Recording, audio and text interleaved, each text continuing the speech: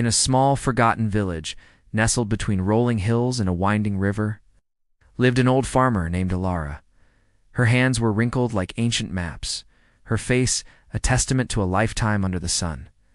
But her eyes held a spark, a gentle fire that not even the harshest of seasons could extinguish. For years, the village had been suffering from a relentless drought.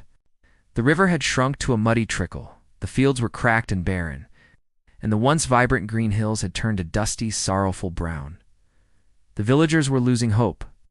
Many had already left for the cities, seeking a new life, leaving behind empty homes that stood like silent ghosts. But not Elara. Every morning, she would walk to her parched field, her bare feet treading the dry earth. She carried a small, worn leather pouch. Inside it was a single seed. It was no ordinary seed. It was the last of its kind, passed down through generations of her family. A seed from a plant known for its resilience and its beautiful, life-giving flowers. The villagers would watch her, shaking their heads. "Old Elara is clinging to a fantasy," they would whisper. "The land is dead. There is no hope here."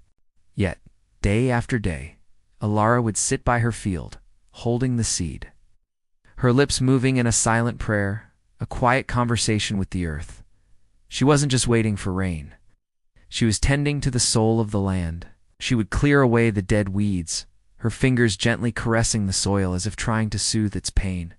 She'd share stories with the field, stories of past harvests, of festivals filled with laughter, of the river flowing full and strong. She spoke of hope, not as a distant dream, but as a living thing, a seed waiting for its moment to sprout. She believed that life wasn't just about water and sun. It was also about intention, about love, and about unwavering faith. One afternoon, a young boy named Leo, his face smudged with dust and his eyes full of despair, approached her. "Why do you do this, Elara?" he asked, his voice barely a whisper. "Everyone says it's pointless. The sky is empty." Elara smiled, a gentle, warm smile that seemed to defy the bleakness around them. She opened her pouch and showed him the seed. "This," she said softly, "is not just a seed. It is a promise. It's the promise that even after the longest, darkest night, the sun will rise. It's the promise that life is patient, and it is always, always working in silence, even when we can't see it." She looked at Leo. "Hope isn't about seeing the rain before it falls. It's about tending the garden in your heart, so that when the rain does come, you are ready." Inspired by her words, Leo started joining her. He didn't have a seed, but he had his hands. He helped her clear the stones and pull the withered roots. Soon, another child joined, and then another.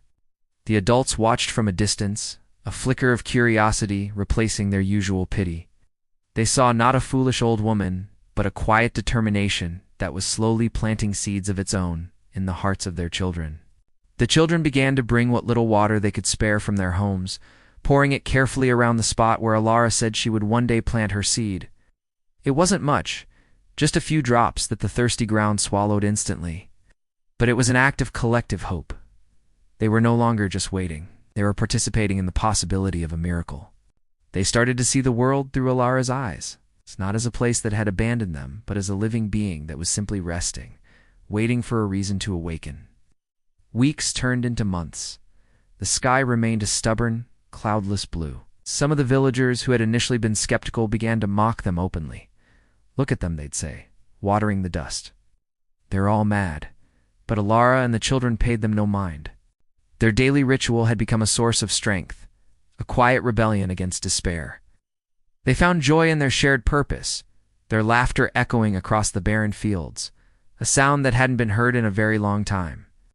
They were nurturing more than just a patch of dirt, were nurturing their community's spirit.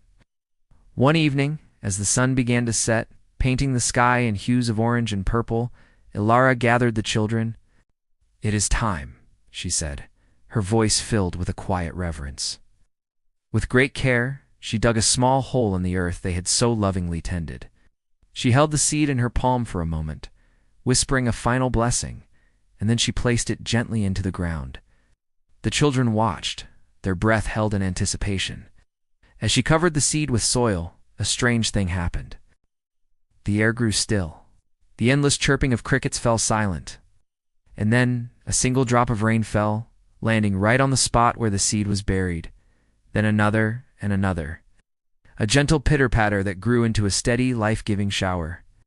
The villagers rushed out of their homes, their faces turned to the heavens, disbelief and joy warring in their eyes. The rain, the long-awaited yearn for rain, was finally here. It wasn't a storm, but a soft, soaking rain that washed the dust from the leaves of the few surviving trees and began to heal the cracks in the earth. The rain fell through the night, and by morning, the world was transformed.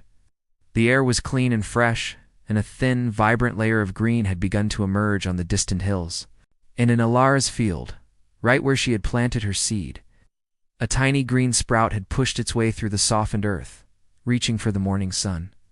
It was small, almost impossibly so, but it was there, testament to a single seed, to unwavering hope, and to the quiet, powerful work of life happening in silence.